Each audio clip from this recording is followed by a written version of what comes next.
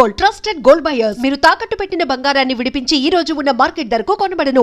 3 ఏళ్ల నుంచి మీరు రామ్ చరణ్ గారిని దగ్గర నుంచి చూస్తున్నారు. ఆయన ఈ సినిమా కోసం ఎంత కష్టపడుతున్నారు, ఎంతగా మారారో ఆ విజువల్‌గా మాకు కనిపిస్తుంది. సో, మీరు దగ్గర నుంచి చూసిన రామ్ చరణ్ కష్టాన్ని ఒకసారి ఆడియన్స్‌కి చెప్పండి. ఏమండి ఆయన కష్టాన్ని మాట్లాడే అంత కెపాసిటీ నాకు ఉందో లేదో తెలియదు కానీ బట్ అది మనం మాట్లాడుకునేది కాదండి. అసలు అది చూస్తే 3 వీక్స్‌కి 4 వీక్స్‌కి ట్రాన్స్‌ఫర్మేషన్స్ అనేది మనం ఒక 2 కేజీలు తగ్గాలంటేనే కింద మీద అవుతది. అవును. అట్లాంటిది నువ్వు బాడీ టోన్ చేసుకొని, ఆ ఫిట్‌నెస్ తీసుకొచ్చి ఆల్మోస్ట్ 4 లుక్స్ కనిపిస్తాయి ట్రాన్స్‌ఫర్మేషన్స్‌లో చరణ్ గారిది through out the journey of the film. దాన్ని మెయింటైన్ చేస్తూ అట్ ద సేమ్ టైమ్ కుస్తీ ప్రాక్టీస్ చేసుకుంటూ, ఇవన్నీ చేయాలంటే మల్టీ టాస్కింగ్ చేసుకుంటూ హ్మ్. 24/7 డెడికేషన్ ఇచ్చినట్టే ఆయన ఈ సినిమాకి. అసలు దానికి మనం మాట్లాడేంత ఇది కూడా కాదండి. అసలు పేరు పెట్టలేనంత ఎఫర్ట్. అసలు మాడుకోలేనంత effort. Every second, every time అసలు మార్నింగ్ రాంగానే ప్రాక్టీస్, గ్యాప్‌లో ప్రాక్టీస్. హ్మ్. ఆ విక్కీ కౌశల్ వాళ్ళ ఫాదర్ మొత్తం మన ఇవి డిజైన్ చేశారు కుస్తీ అంతా. సార్. సో, ఆ ప్రాక్టీస్ అవ్వచ్చు, ఆ షాట్ మేకింగ్ అవ్వచ్చు, ప్రతిదీ. మామూలు ప్రాక్టీస్ దాంట్లో కూడా ఆయనే వచ్చి ప్రాక్టీస్ చేసి చేసుకునేలాగా. సార్. అసలు డూప్స్, గీప్స్ ఏవి లేవు ఈ సినిమాలో. డూప్స్ వాడలేదా? అస్సలు జీరో డూప్స్. హ్మ్. యాక్చువల్‌గా ఒక చీఫ్ టెక్నీషియన్ అన్న తర్వాత రీసెర్చ్ అనేది చాలా ఇంపార్టెంట్. అవును. ఉదాహరణకి 'కోటి రామమూర్తి' గారికి సంబంధించిన రెఫరెన్స్ ఉంది. ఆయన బ్యాక్‌గ్రౌండ్ ఉంది. సో, మీరు ఎలాంటి రెఫరెన్స్ తీసుకున్నారు? ఎలాంటి రీసెర్చ్ చేశారు?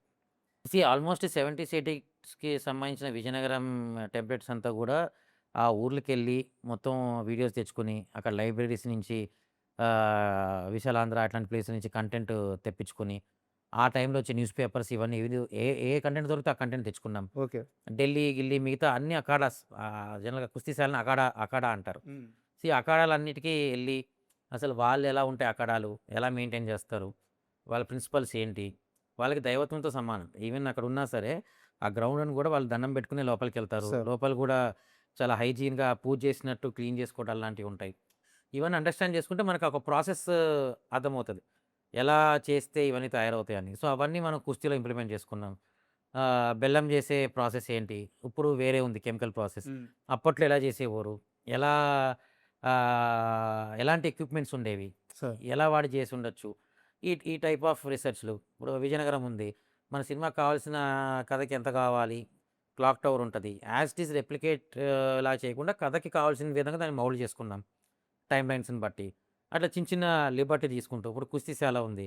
ఒక మంచి ఊర్లో ఒక ఔట్‌స్కర్ట్స్‌లో ఉండే లాంటి ప్లేసు.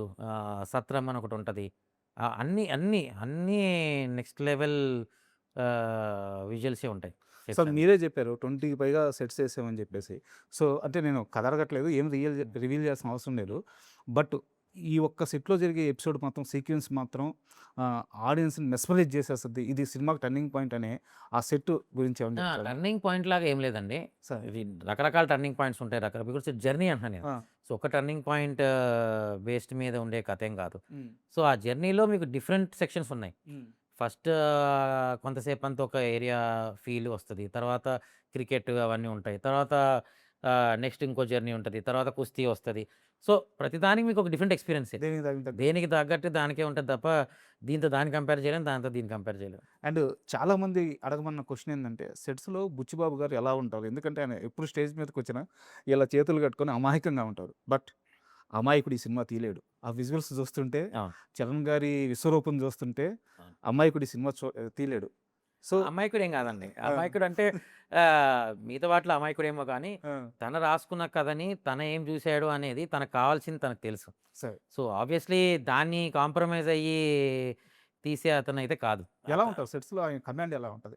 ఆబ్వియస్‌లీ అండి, ఒక డైరెక్టర్ అనేవాడు కమాండ్ చేయాల్సిందే సెట్‌ని. హ్మ్. చేయకపోతే అతనికి కావాల్సింది అతను తీసుకోలేడు. సార్. సో, ఆయన వరకు ఆయన స్ట్రాంగ్‌గా ఆయనకేం కావాలనేది ఖచ్చితంగా అచీవ్ చేసుకున్నాడండి. అదైతే ఏం లేదు. ఆయన జీరో కాంప్రమైజ్ సార్. నా విషయంలో అయితే. ఆయనకి ఇది కావాలి అంటే అది కావాలి అంతే. అండ్ మీ ఇద్దరి మధ్య జరిగిన ఏదన్నా చిన్న ఇన్సిడెంట్ హ్మ్. మీకు డైరెక్టర్ గారికి మధ్య జరిగింది. ఏదన్నా ఒకటి షేర్ చేసుకుంటారా? అంటే పర్టిక్యులర్‌గా ఇది నాకు కావాలని ఆయన అడగడం గాని. ఏం లేదండి. మనకి ఆ కొండ కింద ఊరని ఒక ఊరు ఎయాల్సొచ్చింది. మిగతా విషయాలు అన్నిట్లో లిబర్టీ ఆయన నాకిచ్చారు. హ్మ్. సినిమాకి ఏది బెటరో అది చేయమని. సో, ఆయనకు కావాల్సిన ఇన్‌పుట్స్ అని ముందే తీసుకున్నాం కాబట్టి హ్మ్. అవన్నీ జరిగినాయి. కొండ కింద ఊరు అనేది ఒకటే మనం లైవ్లో చేద్దామని అనుకున్నాం డే 1 నుంచి. Hmm. అసలు సెట్ చేద్దాం అనుకోలేదు. ఆయనకి ఎక్కడో అది కాన్ఫిడెన్స్ రాలేదు. వీళ్ళందరూ కూడా అన్‌కాన్ఫిడెన్స్ ఉంచారు. నేను కొంచెం జంకాను. పాసిబులా కాదా? మనం రిస్క్ తీసుకుంటున్నామా అని. బట్ చేసిన తర్వాత అందరికీ నచ్చింది. బుచ్చి గారు కూడా సెపరేట్‌గా మీరు చెప్తే అర్థం కాలేదు. ఇప్పుడు చూస్తుంటే అసలు ఫ్రేమ్‌లో చూస్తుంటే ఏ ఊర్లో తీశారని అందరూ అడుగుతున్నారు అన్నప్పుడు ఇంకా అంతకంటే ఏం కావాలి? సార్ అండ్ ఈ బ్యాట్ గురించి చెప్పండి సార్. ఏందంటే మామూలుగా సరే అప్పట్లో బ్యాట్ అంటే ఎంఆర్ఎఫ్ బ్యాట్లు అయితే ఎలాగో ఉండవు. ఇలాంటి బ్యాట్లే కావాలి. బట్ ఆ బ్యాట్లకి ఆ గజ్జెలు కట్టడము, ఆ థ్రెడ్స్ ఉండడము. సో ఇదంతా ఏం టచ్ ఇది? ఏం లేదండి. ఇప్పుడు ఎప్పుడైనా ఒక క్యారెక్టర్ డిజైన్ చేసినప్పుడు ఆ క్యారెక్టర్ మెంటాలిటీ అవ్వచ్చు, బ్యాక్‌గ్రౌండ్, సోషియో ఎకనామిక్ స్టేటస్ ఏదైనా ఎక్కడి నుంచి వస్తున్నాడు, ఏంటి, అతని ప్యాషనా? ఇప్పుడు క్రికెట్ అనేది అతని ప్యాషను. ఇప్పుడు ఎవరికైనా నచ్చిన ప్యాషన్ ఉన్నోడు ఆ బ్యాట్‌ని జాగ్రత్తగా పెట్టుకుంటాడు. నీట్‌గా కడుక్కుంటాడు. దాని మీద టెండూల్కర్ స్టిక్కర్‌లు అంటించుకుంటాడు. లేకపోతే ఇంకేదో ఎంఆర్ఎఫ్ స్టిక్కర్‌లు అంటించుకుంటాడు. అవును. సో, అలాగే ఒక ఊరు బ్యాక్‌గ్రౌండ్ నుంచి వచ్చే అతనుకుండే లిమిటేషన్, అతనుకుండే అవైలబిలిటీలో అతను తన ఒక బ్యాచ్ ప్రతి ఒక్కడు చిన్నప్పుడు మన బ్యాట్ స్పెషల్‌గా ఉండాలనుకుంటాం. ఖచ్చితంగా. దానికేదో రింగేస్తాము, లేదో కలరేస్తాము, రబ్బర్ బ్యాండ్‌లేస్తాము. ఇట్లా కొడితే ఫాస్ట్‌గెళ్తాను ఏదో లాజిక్‌లు ఉంటాయి. అవును. సో, ఆ టైప్‌లో ఒక చిన్న క్యూట్ డిజైన్ లాగా అట్లాంటి ఒక బ్యాక్‌గ్రౌండ్ నుంచి వచ్చిన అతను తన ఓన్ స్పెషల్ బ్యాట్ రెడీ చేసుకుంటే ఎట్లా? దాంతో పాటు మనకి ఆడేటప్పుడు దానికో మ్యానరిజమ్స్ ఉన్నాయి. ఆ మ్యానరిజమ్‌కి అది ఉపయోగపడేలాగా ఆ గజ్జెలు అవ్వచ్చు, గవ్వలు అవ్వచ్చు అవన్నీ ఇన్కార్పొరేట్ చేయడం జరిగింది. అండ్ ఈ కుస్తీ గురించి చెప్పండి సార్. అంటే నాకు తెలిసినంత వరకు సోర్సు వందల మంది మల్ల యోధులకి రోజు ఉదయం ట్రైనింగ్ ఇవ్వడం, వాళ్ళని మళ్ళీ షాట్‌కి తీసుకెళ్ళడం. ఇది కొన్ని నెలల పాటు నిరంతరంగా జరిగిందంట. రియల్‌గా ట్రైనింగ్ ఇప్పించి. ఆల్మోస్ట్ హీరో గారిది ఆల్మోస్ట్ 6 మంత్స్ ట్రైనింగ్ జరిగింది. ఓకే. అంటే ఆ పట్టు ఇవన్నీ ఉంటాయి కదా! అలా స్టైల్ అండ్ ఆల్. అలా కాకుండా ఆల్మోస్ట్ కుస్తీశాల చేసిన అన్ని రోజులు ఆల్మోస్ట్ రియల్ టైమ్ కుస్తీ యోధుల్ని తీసుకొచ్చి వాళ్ళు ప్రాక్టీస్ చేసుకొని, వాళ్ళు కూడా సెషన్స్ చేసుకునేలాగే ప్లాన్ చేశాం. సో, సినిమాలో కనిపించే కంటే ఈ ప్రాక్టీస్ వీటన్నిటికి ఇన్వెస్ట్ చేసింది, ప్లాన్ చేసిందే ఎక్కువ జరిగింది. అండ్ ఇప్పటిదాకా సినిమాకి సంబంధించిన ఆ సోల్ పాయింట్ ఏదైతే ఉందో దాన్నైతే రివీల్ చేయలేదు. క్యారెక్టర్ వైస్ రివీల్ చేశారు. పెద్ది ఓల్డ్‌ని రివీల్ చేసి అంతా రివీల్ చేశారు. సో, ట్రైలర్‌లో ఏమన్నా చూపించబోతున్నారా అది? ట్రైలర్‌లో మీకు వాట్ ఈస్ సినిమా అనేదైతే 100% అర్థమవుద్దండి. What are you going to see అనేది కూడా అర్థమవుతది. సార్. సో, జస్ట్ ట్రైలర్ చూడండి. ఆ తర్వాత మీకే నేనింత కాన్ఫిడెంట్‌గా ఎందుకు చెప్తున్నానో మీకే అర్థమవుతది. ఓకే. అండ్ ఫైనల్‌గా సార్ 'పెద్ది' సినిమాలో సుకుమార్ గారి ఇన్వాల్వ్‌మెంట్ ఎంతవరకు? అంటే ఈ విషయంలో కాస్త క్లారిటీ కావాలి. 'బుచ్చి' అనే వ్యక్తి థాట్ ప్రాసెస్ ఎప్పుడు కూడా ఒక రేంజ్‌లో ఉంటది. ఆయన మొదటి నుంచి చూస్తున్నాం. బట్ సుకుమార్ గారి ఇన్వాల్వ్‌మెంట్ వల్ల 'బుచ్చి' ఐడియాలజీని ఏమన్నా ఓవర్‌లాప్ చేస్తున్నారని ఒక రకమైన నో, నో, టాక్ నో. నడుస్తుంది. అట్లేం లేదు. వాళ్ళది ఇప్పుడు రిలేషన్‌షిప్ కాదండి. గురువు శిష్యుల రిలేషన్‌షిప్ చిన్నప్పటి నుంచి వాళ్ళకి అండర్‌స్టాండింగ్ ఉంది. ఉంది. బయట టాక్ నేను చెప్పేది. అట్లాంటిది ఏం లేదండి. ఆ! సుకుమార్ గారు ఎప్పుడొచ్చినా సరే ఒక గెస్ట్ లాగా సెట్‌లకొచ్చారు తప్ప ఓకే. వేరే విధంగా ఏ రోజు సెట్‌లకి రాలా. సార్.